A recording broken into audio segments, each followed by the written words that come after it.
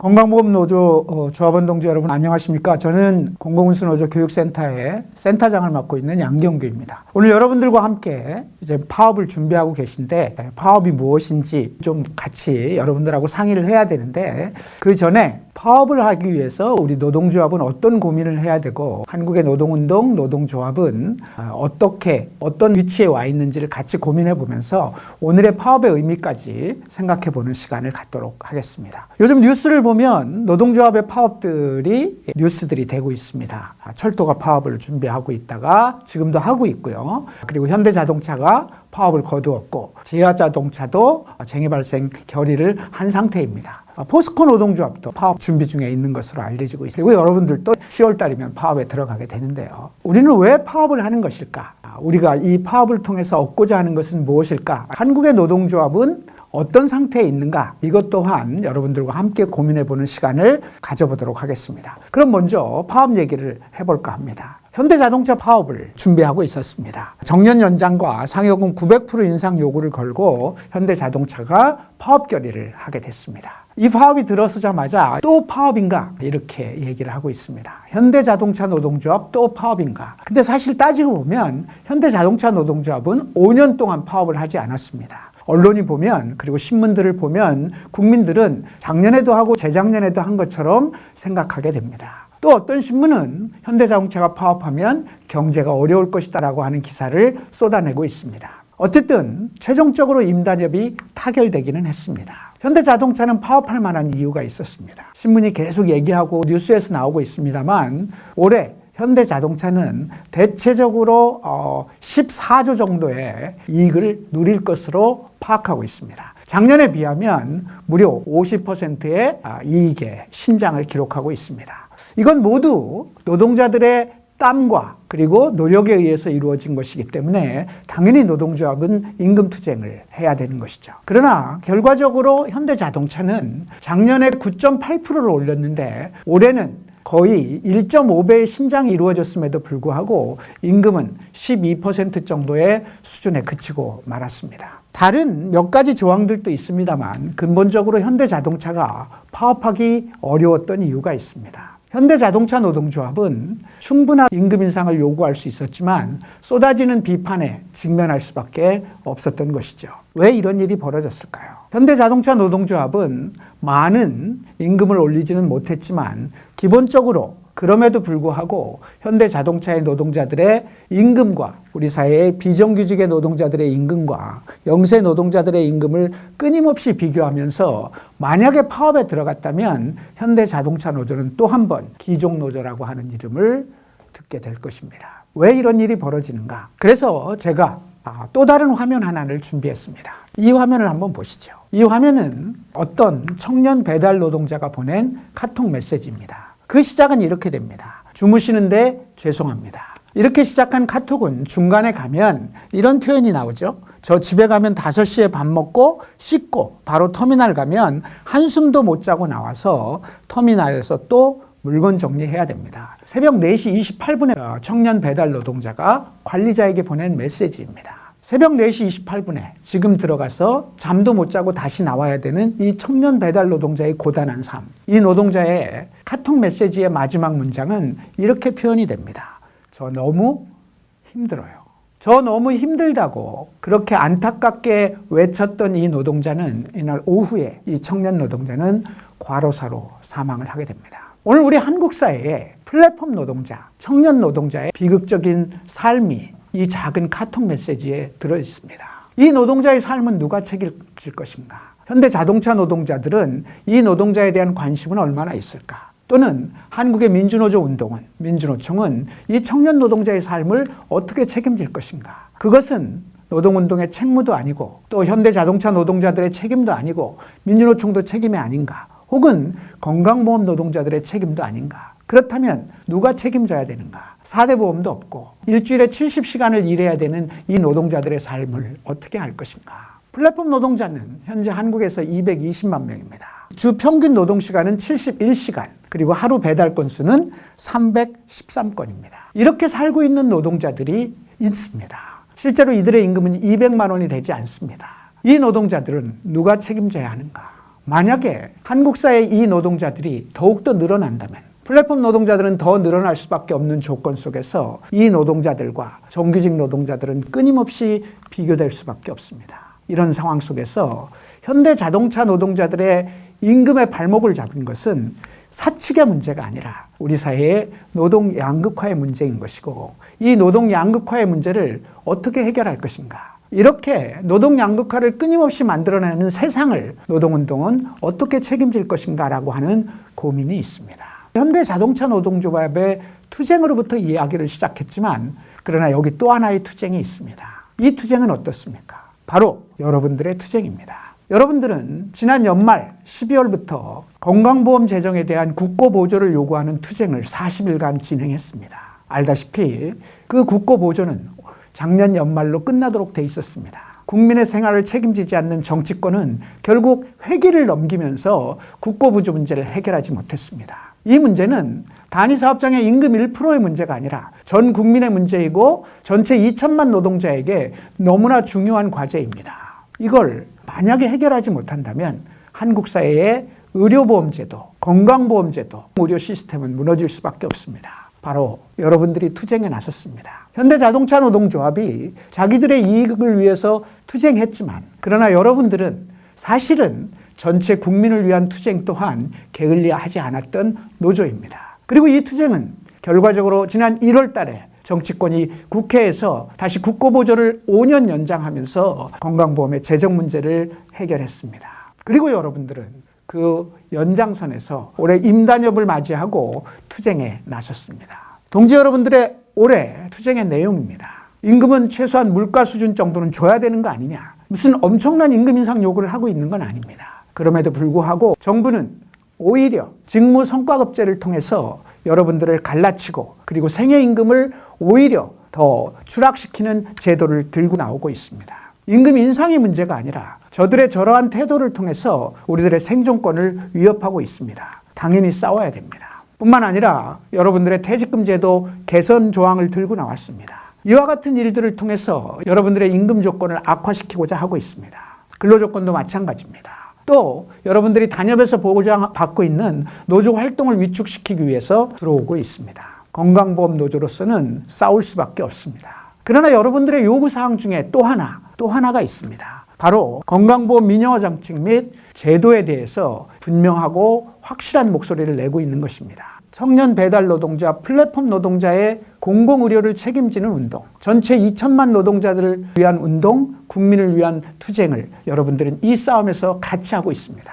건강보험을 시장화시키고 민영화시키려고 하고 있습니다. 실손보험에 대한 청구를 쉽게 하는 법안을 준비 중에 있습니다. 뿐만 아니라 이런 구조들을 통해서 건강보험 재정에 대해서도 저들은 민영화나 혹은 시장화에 예산을 투여하고 있는 상황입니다. 이 조건 속에서 여러분들은 투쟁하고 있습니다. 건강보험 노조의 투쟁은 그래서 여러분들의 생존권 투쟁이기도 하지만 한편으로 한국 사회를 바꾸는 투쟁입니다. 노동운동이 세상의 문제에 대해서 함께하고 투쟁하는 것, 그리고 그것을 통해서 사업장 내 임금 1%가 아니라 우리 전체 국민과 노동자들의 삶을 바꿔나가려고 노력하는 것, 이것이 노동운동이고, 이 노동운동을 여러분들이 10월 투쟁을 통해서 하겠다고 마음을 먹고 있는 것입니다. 그래서 여러분들의 투쟁은 나를 위한 투쟁이고, 우리를 위한 투쟁이고, 건강보험을 위한 투쟁이고, 나아가서 세상을 바꾸는 투쟁입니다. 이런 임단투를 진행하고 있는 동지 여러분, 참으로 자랑스럽습니다. 자, 그러면 우리 노동조합이 노동운동이 무엇인지에 대해서 같이 한번 생각해 보도록 하겠습니다. 노동조합은 당연히 조합원의 이익을 보호하고 개선하기 위한 조직입니다. 노동조합이 출발할 때 세상을 바꿔야 되겠다, 이렇게 출발하는 것은 아닙니다. 바로 여러분들의 임금, 근로조건, 복지를 확장시키는 것이 바로 노동조합의 역할입니다. 그래서 여러분들의 임단투도 그렇게 출발하는 거고, 바로 여러분들 삶을 위한 개선이 중요합니다. 그런데 한번 생각해 봅시다. 삶을 위한 개선이라고 하는 것이 만약에 임금을 1% 올렸는데 건강보험 제도가 악화된다면, 만약에 임금을 1% 올렸는데 퇴직금 제도가 노동법에 의해서 박살난다면, 그렇다면 여러분들의 삶은 개선되는 것일까요? 그래서 노동조합의 고민이 있는 겁니다. 당연히 출발은 조합원의 이익을 위해서 출발하는 것이지 세상의 제도, 법 이런 것들이 함께 바꿔지지 않는 한 노동자의 삶은 바꿔질 수가 없습니다. 비정규직의 문제를 여러분들은 여러분들의 문제가 아니라고 생각할 수 있습니다. 그러나 만약에 한국 사회가 비정규직을 더 쉽게 쓸 수 있게 만들고 공공부문의 노동자들을 아웃소싱하기 쉽게 만들고 공공부문의 예산들이 줄어나면서 불가피하게 비정규직을 쓸 수밖에 없는 제도들이 확장된다면 여러분들의 고용 문제도 어려워질 수밖에 없습니다. 따라서 우리는 사업장 내의 1%를 위해서도 싸워야 되지만 한편으로는 사회적 제도에 대한 문제를 고민할 수밖에 없고 그것이 노동운동의 영역입니다. 한국 사회 비정규직은 1997년 IMF 이전에 공공부문의 비정규직이라는 것은 사실상 별로 존재하지 않았습니다. 그러나 나라 경제가 어렵다는 이유로 그 이유로 공공부문을 축소해야 된다라고 하는 이유로 그래서 그동안 여러분들이 봤던 임금, 근로조건, 복지를 공공부문에서 뺏어가기 시작했습니다. 그리고 노동자들을 비정규직으로 전락시키기 시작했습니다. 사회적 제도 문제에 대해서 우리가 투쟁하지 않는다면, 정부의 정책에 대해서 투쟁하지 않는다면 우리들의 삶은 지금 당장 임금 1%가 커 보일지 모르지만 실제로는 더 어려운 상황에 직면하게 됩니다. 직무급제를 얘기하고 있습니다. 정부가 이것을 강력하게 밀어붙이고 있습니다. 그런데 만약에 이것이 나는 이 제도를 통해서 열심히 일해가지고 성과를 많이 받으면 되겠다라고 생각할 수는 있지만 이 직무성과급제 안에는 직무 분석의 문제, 그리고 인사 고과의 문제, 평가의 문제가 가면서 실질적으로 생애임금은 떨어질 수밖에 없고 노동자들끼리 경쟁 시스템만 더욱더 강화되고 종국적으로는 구조조정의 수단이 된다라고 하는 것은 누구나 알고 있는 상황입니다. 따라서 바로 여러분들이 오래 투쟁하고 있는 직무급제 도입 반대 투쟁, 그리고 임금 및 근로조건 개선 투쟁, 건강보험을 위한 투쟁, 이 모두는 어느 하나 빼놓을 수 없는 투쟁이 되는 것입니다.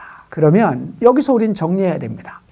노동조합이라고 하는 것은 결국 사업장 내의 근로조건, 임금과 복지도 중요하지만 동시에 세상을 바꾸는 투쟁도 함께 해나가야 된다라고 하는 것을 확인해야 되는 것이고 바로 그 투쟁을 우리는 지금 하고 있는 것이다 라고 하는 생각을 가져주셔야 된다는 말씀입니다.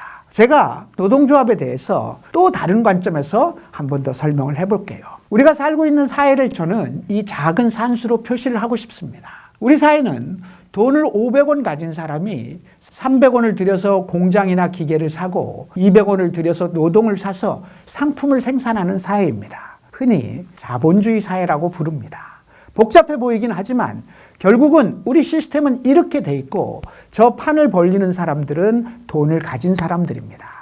만약에 이윤을 확장시킨다면 노동의 비정규직을 쓰는 것을 마다할 사람이 누가 있겠습니까? 만약에 이윤을 확장시킨다면 노동에 들어가는 비용 임금을 직무급제로 바꾸는 것을 마다할 사용자가 누가 있겠습니까? 따라서 우리는 자본주의라고 하는 세상에서 이윤을 중심으로 돌아가는 이 구조에 대해서 깊은 고민이 필요합니다. 누구도 세상의 주인은 돈을 가진 사람들이고 그들이 우리 세상을 쥐락펴락하는 것, 바로 그것이 자본주의 세상입니다. 누구도 저들의 이윤을 위한 욕구를 말릴 재간이 없습니다. 그러나 우리에게 딱 하나 무기가 있습니다. 아무리 힘이 센 저들도, 이윤만을 추구하는 저들도 만약에 노동이 없다면 상품이 나오지 않고 상품이 없으면 이윤도 없습니다. 무엇을 의미합니까? 결국 노동이 단결하는 것, 노동조합을 만드는 것, 그리고 그 노동조합을 통해서 투쟁할 때 저들이 이윤의 압박을 받고 그때 노동에 대해서 저들은 다른 고민을 할 수밖에 없습니다. 노동이 존중되는 사회, 인간이 존중되는 사회라고 하는 것은 결국 노동조합이 세상에서 바로 이런 문제를 놓고 투쟁할 때 가능한 것. 그래서 우리는 세상을 바꾸는 유일한 무기가 노동운동이라고 하는 것을 알고 있습니다. 그런데 만약에 세상을 바꾸는 노동운동의 역할을 포기한다면 이윤 중심으로 돌아가는 세상에 누가 아니요 라고 얘기할 사람이 누가 무엇이 있겠습니까? 노동조합이 있기 때문에 저들이 이윤만을 추구하는 세상으로 마음대로 못하고 있는 겁니다. 그래서 노동운동이 소중한 거고 자본주의 사회에서 세상을 바꾸는 유일한 무기가 되는 것입니다. 그러나 여러분, 만약에 회사에서 임금 교섭을 할 때 현대자동차에서 임금교섭을 할 때, 민간 기업에서 임금교섭을 할 때 이렇게 얘기한다면 어떻게 대응하시겠습니까? 회사가 어렵다. 회사가 있어야 노동자도 있는 거 아니냐. 회사가 있어야 이윤이 남아야 노동자도 고용하는 거 아니냐. 그렇기 때문에 바로 여러분들이 참아야 된다라고 얘기한다면 이 논리에 대해서 어떻게 방어하겠습니까? 바로 이 고민이 우리에게 있습니다. 그래서 사용자 측이 요구하는 겁니다. 회사를 유지하려면 비정규직을 더 많이 써야 된다. 회사를 유지하려면 직무급을 써야 된다. 공공기관 같은 경우에는 어떻게 요구하겠습니까? 정부가 잘 보이려면 우리가 참아야 된다라고 하는 논리를 계속 얘기하게 돼. 그래서 직무급을 받아야 된다라고 얘기하고 건강보험 제도에 대해서 딴소리 하지 말아라. 정부 정책에 대해서 딴소리를 하면 우리가 건강보험공단 자체가 위험해진다라는 논리를 갖고 나올 때 우리가 어떻게 대응해야 돼? 네, 알았습니다 하는 순간 우리는 세상을 바꾸는 것, 우리의 삶을 바꾸는 것, 국민들의 삶을 바꾸는 문제를 포기하는 꼴이 됩니다. 그럴 경우 노동조합은 오히려 세상을 바꾸는 유일한 무기가 아니라 자본주의 체제의 도구가 될 수 있다는 사실을 잊어서는 안 될 겁니다. 그런 측면에서 우리는 우리의 투쟁을, 노동조합을 다시 한번 이 파업의 과정을 준비하는 과정 속에서 노동조합이 무엇인가를 다시 한번 생각하는 여러분들이 되면 좋겠습니다. 노동조합이 세상을 바꿔야 되는데 그런데 우리의 세상은 실제 어떻습니까? 세상을 주무르고 있는 정치, 권력, 자본은 어떻게 해서라도 노동조합이 세상에 대한 관심을 갖거나 올바른 노동자적 관점을 갖는 것, 노동운동에 대한 올바른 이해를 갖는 것을 끊임없이 방해하고 싶어 합니다. 왜? 노동운동이 세상을 바꾸는 가장 유일한 무기이고 자본의 입장에서 보면 노동운동이 세상을 쥐락펴락할 때 가장 걸리는 것이기 때문에 그래서 예를 들면 청년들의 문제와 관련해서 청년들의 일자리가 없는 이유는 바로 여러분들 때문이라고 지금 공공기관에 있는 정규직들 때문이라고 지금 대공장에 있는 정규직들 때문이라고 끊임없이 얘기합니다. 직무급을 안 받는 이유 직무급을 받아서 노동시간이나 이런 것들을 잘 정리하고 그걸 통해서 고용을 늘리겠다라고 하는 논리를 갖고 나옵니다. 또 그걸 통해서 임금 피크제 같은 것들을 더 과감하게 그리고 더 나쁜 조건으로 계속해서 밀어붙이면서 임금 피크제에 대해서 부정적인 노동조합 때문에 청년들이 일자리가 없다라고 끊임없이 얘기하게 됩니다. 이런 구조 속에서 그래서 청년들은 민주노총에 대해서 노동운동에 대해서 이기적인 집단이라고 생각하고 그리고 귀족노조라고 생각합니다. 청년들은 자기 일자리가 없다라고 하는 것을 항의하기 위해서 피켓팅을 들고 데모를 하기도 합니다. 여러분들이 지금 보시는 데모하는 장소는 민주노총 앞입니다. 청년들은 삼촌들 형님들 때문에 내 일자리가 없다라고 주장하고 있습니다. 그런데 정말 일자리가 없는 게 삼촌들 형님들 때문일까? 아니면 장시간 노동 때문에 장시간 노동을 시키는 바람에 그 시간에 일해야 될 노동자들이 줄어드는 것은 아닐까? 아니면 이윤 때문에 플랫폼 노동을 양산하면서 좋은 일자리들이 없어지는 것은 아닐까? 정확하게 생각하면 이윤이라고 하는 구조를 끊임없이 추구하는 자본 때문에 또는 그것들을 끊임없이 도와주고 있는 정치 권력 때문에 일자리가 없음에도 불구하고 청년들에게 현재 민주노조 운동, 민주노총, 건강보험 노조 때문에 일자리가 없다라고 하는 이데올로기를 계속 만들어내고 있습니다. 이런 이데올로기를 만들어내기 때문에 그렇기 때문에 한국 사회에서 청년들이 노동운동에 대해서 아주 긍정적이지 못한 부분도 발생하고 있는 것입니다. 바로 그런 것 때문에 우리는 싸우면서 나의 생존과 나의 임금뿐만 아니라 세상을 바꿔가는 노력을 같이 하는 그런 노동조합이 되어야 하는 것입니다. 또 하나 이런 사진은 어떻습니까? 우리나라의 산재에 대한 문제인데요. 한국의 노동 통계 중에서 가장 나쁜 통계입니다. 우리는 1년에 대체적으로 주 5일 기준 매일 8명씩 출근했다 퇴근을 못하고 있습니다. 세계에서 가장 높은 사망률을 기록하고 있습니다. 이것은 한국의 노동 통계 중에서 가장 창피한 통계인데요. 왜 이런 통계가 발생하는가? 이 통계는 바로 돈을 들이지 않고 이윤을 추구하기 위해서 그래서 바로 산업 현장의 안전시설을 갖추지 않는다거나 2인 1조가 근무해야 될 걸 1인 1조로 밀어붙이는 상황 속에서 발생하는 사고들 무엇 때문에? 이윤 때문입니다. 특히 이 사망자는 누가 제일 많습니까? 비정규직과 영세 노동자와 청년 노동자들이 가장 많이 죽고 있습니다. 이런 조건을 우리는 한국 노동운동이 나의 사업장의 임금도 중요하지만 세상의 문제에 대해서 관심을 갖지 않는다면 우리 노동운동은 세상으로부터 고립되고 그리고 국민들로부터도 외면되는 운동이 되는 겁니다. 물론 우리가 잘못하는 건 없습니다. 현대자동차가 임금 인상 요구를 하는 것은 당연한 요구입니다. 왜? 돈을 많이 벌었으니까. 그러나 저들은 바로 이런 이데올로기를 통해서 우리들의 임금을 제한하고 있고 우리의 노동운동을 억누르고 있는 것이 오늘의 현실입니다. 그래서 우리나라의 노조 조직률과 규모별 고용 형태별 임금을 보면 우리는 노조 조직률이 14% 정도에 불과합니다. 특히 우리나라의 노동조합 조직률을 보면 300인 이상은 50% 정도가 되고 있습니다만 30인에서 99인은 2.9%, 30인 미만은 0.2%. 그나마 대공장은 그래도 노동조합들을 만들어서 어떻게 해서라도 하고 있지만 작은 사업장의 노동자들은 여전히 어려운 삶을 살고 있습니다. 이런 문제에 대한 노동운동의 대안과 고민이 필요하다고 할 것입니다.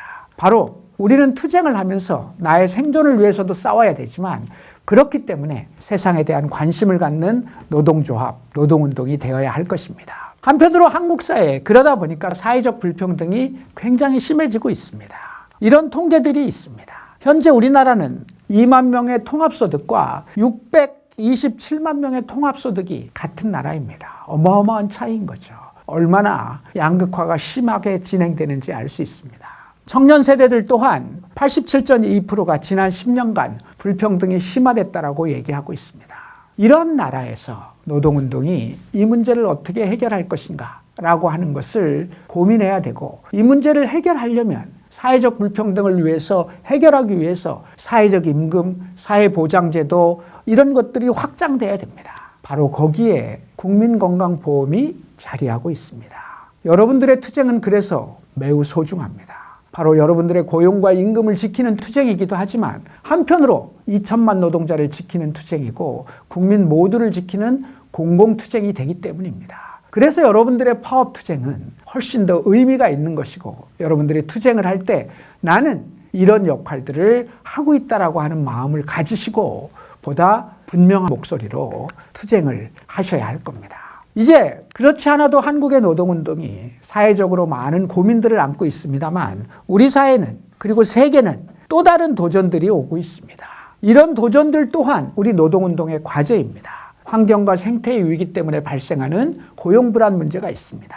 사회적 양극화가 있고 자본주의 체제의 세계 경제가 근본적으로 위기에 오면서 이제는 경제 성장이 아니라 경제 성장이 아닌 구조 속에서 일자리를 어떻게 확보할 것인가라고 하는 고민을 해야 되는 시대가 됐습니다. 바로 사회적 일자리, 사회적 제도 이런 것들을 통해서 양극화 문제를 해결해야 되는 시대가 되었습니다. 또한 세대 갈등과 노인 문제 등이 심각하게 벌어지고 있습니다. 특히 여러분은 건강보험이기 때문에 한국 사회 노인 문제, 이 문제를 어떻게 해야 될 것인가라고 하는 것을 여러분들은 더 많이 알고 있습니다. 바로 이런 고민들을 해결해야 됩니다. 또 한편으로 세계 질서가 요동을 치고 있습니다. 우크라이나 전쟁으로부터 시작해서 세계 질서가 요동을 치고 이것은 필연적으로 경제에 부담을 주고 있습니다. 이런 문제들에 대해서 한국의 노동운동은 사업장 내에 갇히지 말고 전체 세계를 바라보고 전체 세상을 이해하는 운동을 할 수 있어야 할 겁니다. 여기에 또 하나의 강적이 등장하고 있죠. 윤석열 정부는 노동시간을 늘리는 것을 포함해서 여러 가지 임금체계를 직무급으로 바꾸는 문제까지 포함해서 공세를 펼치고 있습니다. 노동시간을 유연화시키고 그리고 임금체계를 개편하고 거기다가 한술 더 떠서 노동운동은 기종노조운동이고 부정과 부패가 만연한 운동이라고 하는 이데올로기를 끊임없이 유포하면서 노동운동을 잡아두고 있습니다. 그래서 우리의 삶을 지키기 위해서는 정부와 또 한 번 투쟁도 불가피한 일이 되고 있는 겁니다. 이 구조 내에서 사업장만 온전하게 지킬 수 있다라고 하는 생각을 하는 것은 어려운 일이 될 것입니다. 이제 그런 측면에서 오늘 여러분들이 지금 싸우고 있는 투쟁의 의미를 보다 깊이 이해하시고 한편으로는 나의 생존을 위해서 한편으로는 우리의 생존을 위해서, 한편으로는 세상을 바꾸기 위해서 투쟁하는 그런 파업이 되었으면 좋겠다는 말씀을 드리겠습니다. 특히 공공부문 노동운동에 대한 고민이 필요합니다. 이 공공부문에 대한 공세가 얼마나 들어오고 있습니까? 공공부문 단체협약이 37 불법이라고 해서 단체협약을 고치라는 지침을 내려보내고 있습니다. 여러분들이 올해 단협 체계를 위해서 어려운 것은 정부가 저렇게 치고 나오고 있기 때문입니다. 바로 여러분들은 사업장 내에서 단체협약을 잘 지키는 것이 중요하지만 그 뒤에는 국가 권력이 버티고 있다라고 하는 사실, 그리고 그것을 전체 공공부문에 밀어붙이고 있다는 사실. 그래서 지금 여러분들이 싸워내는 투쟁은 한편으로 나의 투쟁이기도 하지만 또 한편으로는 공공부문 노동자 전체를 위한 투쟁이라는 것을 확인해야 되는 거죠. 공공기관의 직무급제 도입을 본격화해서 그걸 바탕으로 기관의 기능과 구조조정도 추진하겠다라고 하는 방침을 여러 차례 발표하고 있습니다. 직무급은 단순히 임금의 문제가 아니라 구조조정으로 이어진다는 것을 저들이 먼저 선언하고 있는 것입니다. 그래서 여러분들의 투쟁은 정말 의미 있는 투쟁이라고 하는 것을 다시 한번 말씀을 드립니다. 이제 공공부문 노동조합, 건강보험 노동조합 결론적으로 말씀드립니다. 아까 이 산수를 말씀드리면서 제가 말씀드렸죠. 보통 자본주의 사회에서 이윤을 중심으로 운영되고 있지만 공공기관은 이 이윤 논리가 통하지 않는 영역입니다. 만약에 건강보험의 이윤 논리가 통한다면 미국처럼 민간의료보험을 했을 겁니다. 그러나 의료보험은 장사하는 것이 아니기 때문에 국가가 이 방정식에 집어넣지 않았습니다. 물은 이 방정식에 집어넣지 않습니다. 철도는, 지하철은 이 방정식에 집어넣지 않습니다. 이윤만을 추구한다면 건강보험에 들어가는 국민들의 부담은 엄청 늘어나는 민간보험이 될 겁니다. 이윤만을 추구한다면 매년 수십억, 수백억의 적자가 나는 지하철이 민영화된다면 국민들에게는 그야말로 엄청난 물가 상승과 교통요금의 부담으로 다가설 겁니다. 공공기관의 노동자들은 그래서 노동조합이 존재하고 그것을 방어하고 사업장을 지키는 것이 곧 국민을 지키는 것이고 우리 사업장이 하는 일의 공공성을 부여하는 것이 곧 전체 국민을 위한 것이라는 생각을 하셔야 됩니다. 여러분들이 건강보험 국고재정을 위해서 투쟁했던 것, 그것은 바로 전 국민을 위한 투쟁이었다는 사실을